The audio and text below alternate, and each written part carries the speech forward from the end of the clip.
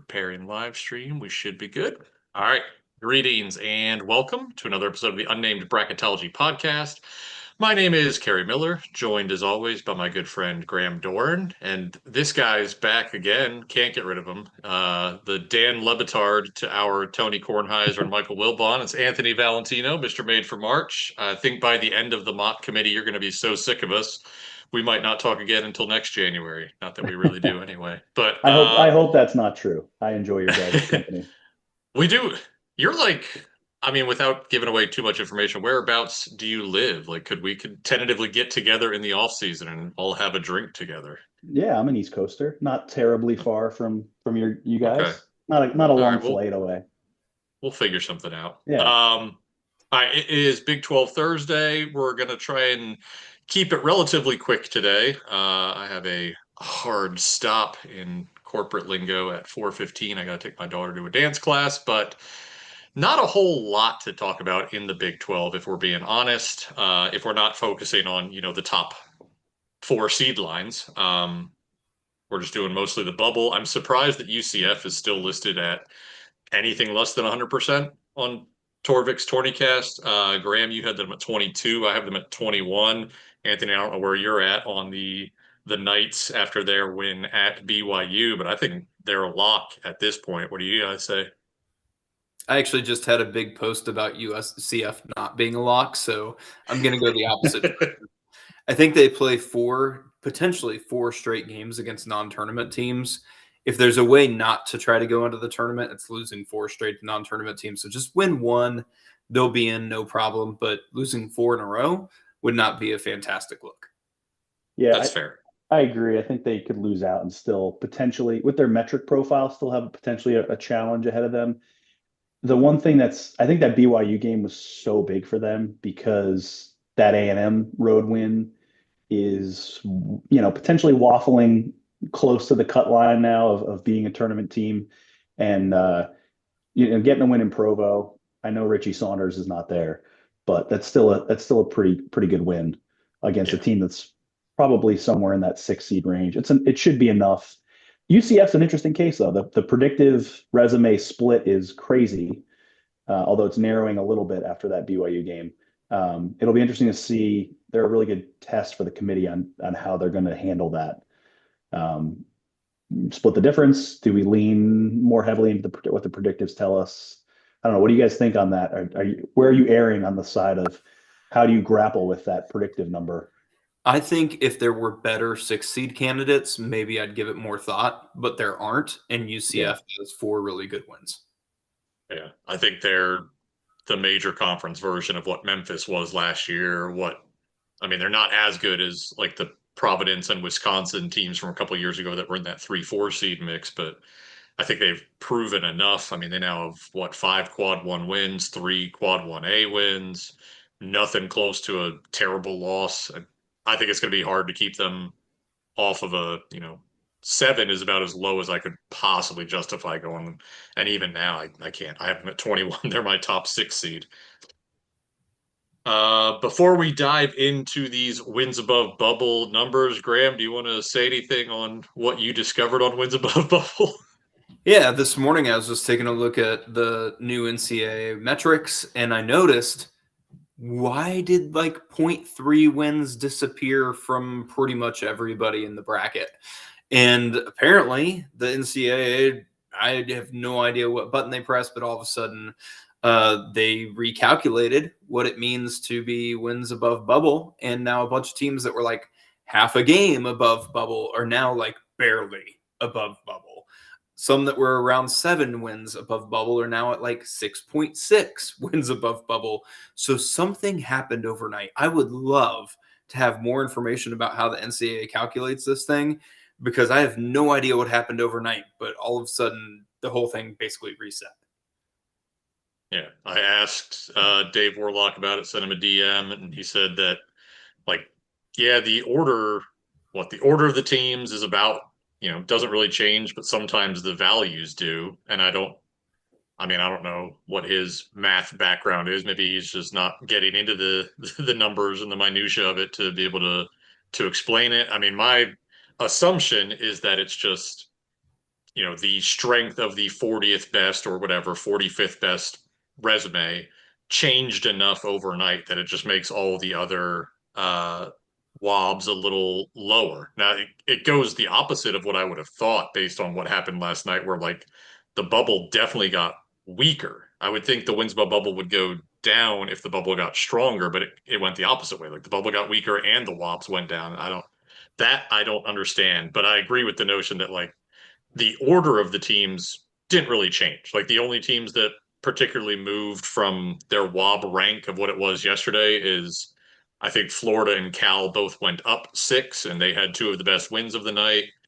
Utah State, Wisconsin, and SMU went down 3 ranks and they had 3 of the worst losses of the night. So from that regard, it makes sense. But on the conspiracy theory side of things, maybe the committee just had enough of the unnamed bracketology podcast asking why 55 teams have a wins above bubble that is positive, and they decided to dock everybody half a win. I don't know, but it doesn't change much of anything. I mean, we had already decided that the cut line is going to be somewhere around 1 wob. Maybe now it's 0.7 wob like it was last year. I don't know, but that was interesting. Something now that we've done it once, we're gonna have to like keep looking at the actual WOB numbers on a daily basis to see if it changes like that again. But let's get into TCU, really the only bubble team particularly worth talking about. Well, let's save TCU.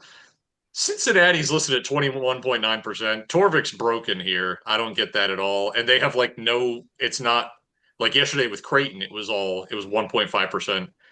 They could win the Big East tournament. That has nothing to do like Cincinnati's given almost no chance whatsoever of winning the Big 12 tournament. I don't know what the heck is going on with that number. There's no way Cincinnati's getting an at-large at this point after their loss to Texas Tech. Like we talked about them a week ago. If they won out, things could get interesting, but no chance. But Oklahoma State, do you guys think? I mean, if they win out, I think they're probably in. 2-1, they're at least in the conversation heading into the Big 12 tournament, but would probably still be on the wrong side of the bubble. Anthony, what do you think on the Cowboys before we get into TCU? Well, one thing with Oklahoma State that I struggle with too, and it's more of an optics thing. We talk about it the other way around a little bit with some teams. I think Gonzaga is maybe the perfect example of the opposite, where you look at the resume, there's not a whole lot of meat, but then you say, well, they're 5th in the net or they're 8th in the net or whatever they are. How could they not get some respect for that if it's the NCAA's own metric, even if it's not the exact criteria for seeding and inclusion? Oklahoma State's on the exact polar opposite side of that. I mean, they are sub 80 right now in the net. And I know obviously that would improve if they win out because they have some couple road games and a home date against Houston. But I mean, if we're talking about a team, I know Rutgers got in at what 77th one year, 75th, somewhere in that range. I think they were. I was literally just clicking through like back in Torvik history to see what Rutgers numbers were because I feel like this is Rutgers, but without the 4 quad 1A wins. But it's Rutgers without the good wins. That's the problem. Yeah. And is a win against Houston and BYU at home good enough? I don't think it's at that level where Rutgers. I mean, Rutgers beat Purdue that year at home. I think Purdue was number 2 overall. Okay, it's okay. Sorry, I got a little interruption here. We haven't had family time all season. We have not. The dog is freaking out about the FedEx driver. It was that'll happen. Important to inform you about that. I don't see it with OSU, even if maybe if they make it to the Big 12 final, which is, I feel like you can put quite a few teams of that in that category now, where it's just like, it's a pipe dream. Sure, it can happen, but I don't think there's a realistic path here for the Cowboys. Well, I mean, the other aspect about Oklahoma State is Parsafala just got injured at the very end of their last game, and he tore his ACL. He's out for the year. So the idea that Oklahoma State could win at Cincinnati, win at UCF, and beat Houston in a row, not happening. Like, if it does happen, I honestly should probably go play the lottery because it's not happening. And I don't know if you can see that number that I'm holding up. That is the number 1. That is the number of games that they have won on the road this year. So do we really think they're going to get 2 more, which is necessary at Cincinnati? I don't know. I don't see it. There's a chance, sure, but it's not realistic. Yeah. I mean, it's TCU. TCU is the Big 12 bubble, and that's it. Yep. Yeah, I think Right. If Oklahoma State were to win out, it gets interesting, but I think we're in unanimous agreement here that that's not going to happen. So TCU, the bubble team du jour, they are right around 50th in all of the metrics. They have that fantastic win on a neutral over Florida. They beat Wisconsin on a neutral. What's their other marquee win? I'm forgetting. Iowa State at home. Iowa State at home. So they've got three pretty darn good wins. They also have four awful losses. At home to New Orleans, which is quad four, at home to Notre Dame, quad three, at Utah, at Colorado, quad two games that, those teams aren't making the tour. I guess Colorado quad one, but whatever. They're bad. But they got So they got destroyed in that game. It was a yeah, bad that was loss. I mean, they got ugly. absolutely manhandled. So if they follow this path here, win at Kansas State, which they should, because Kansas State is dead. If they lose at Texas Tech and then they win the season finale against Cincinnati, where do we think TCU is at heading into the Big 12 tournament? Right now, I have them at, I think, 41. Graham, you have that at 42. It's either that or the other way around, but they're an 11 seed for both of us, right there in that bubble mix, really only clear of Dayton because of all of the bubble losses that have happened in the last 48 hours. So if they go 2-1 and don't beat Texas Tech, what's the prognosis there? Graham, you go first. I think that TCU in this scenario is really probably in with one win in the Big 12 tournament. I don't really care who it's against. I would feel really good about a team who beat Florida on a neutral court, beat Wisconsin on a neutral court, beat Iowa State at home. Yeah, there's a ton of bad on the TCU profile. Let's not pretend that there's not. But those wins really stand out, especially Florida is looking better and better and better every single day. I mean, now you're talking about TCU having not just two wins against two seeds, but two wins against two seeds that are in contention for a one seed. They're not dead for the one line. So if I'm on the committee and I'm looking at TCU against these other bubble teams who I just I'm looking at Indiana, Ohio State, wondering like, can they do something, anything? TCU's done something. They've done some bad stuff, but they've done a lot of something in the positive side too. Yeah, what do you think, Anthony? Well, I think one of the interesting things about TCU is let us not also forget that they almost beat Michigan. Now, granted, that game was in Fort Worth, but that should, Graham talked about it yesterday, really diving into the individual results, including the losses, especially when you're splitting hairs amongst teams around the cut line.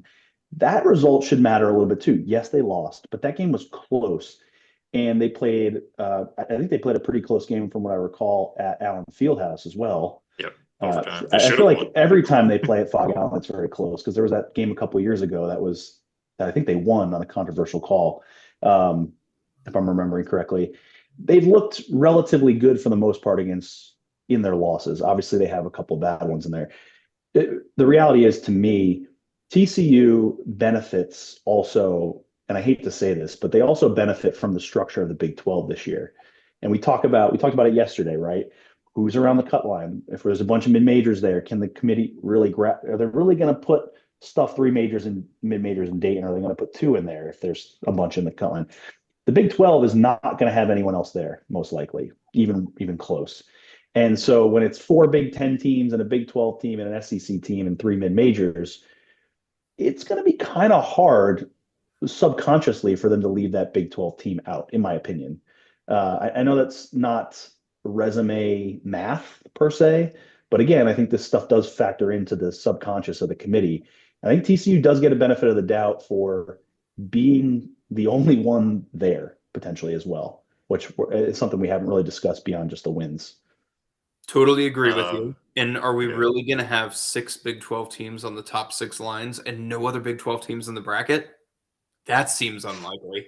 Yes, I agree. I mean, we had three Big East teams on the top three seed lines, and nobody else got in a couple years ago. So I don't know how much that matters. But I mean, we're talking 6 teams, though. Like, I got you. I hear you, Big 12 boy. I know. I'm just saying, like, it seems very unlikely that you're saying all these teams deserve to be that high up the bracket and nobody else deserves to be in. I think TCU gets in, and frankly, it's what Anthony said, right? Like it's even an out of conference play. If anything, TCU's been better in out of conference play than they've been in conference play. So if anything, I think that helps TCU's argument.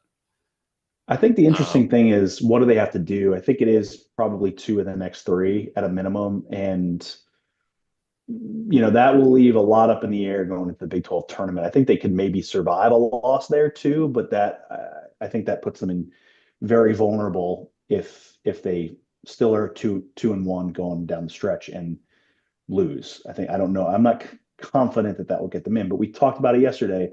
What wins do some of these teams have against the bubble, especially, we're talking about the mid majors. There's really not a lot of meat there. You can't look at TCU and say they can't beat really good competition because they can.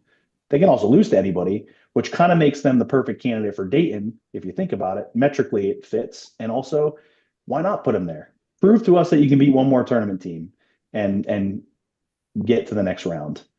Because we know you can lose to non-tournament teams, and we know you can beat tournament teams.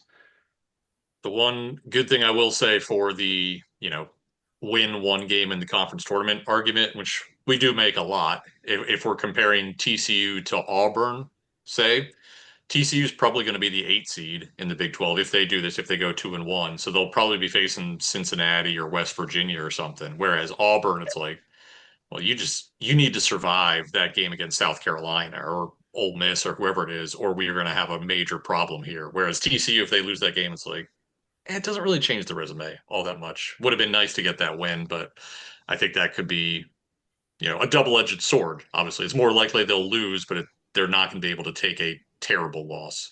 Although, is the Big 12, is it set up that 9 plays 16? So, like, theoretically, Utah could beat Cincinnati and then tank TCU's resume with a loss. Yeah, but I mean, it could happen, but very unlikely. Yeah. All right. It is 4:15, so I got a jet. But good chat. And we actually do have a game today that's interesting. Thursday. Oh my gosh. Michigan State, Purdue. I can't believe it. So that'll be a big one tonight. But until next time, take care.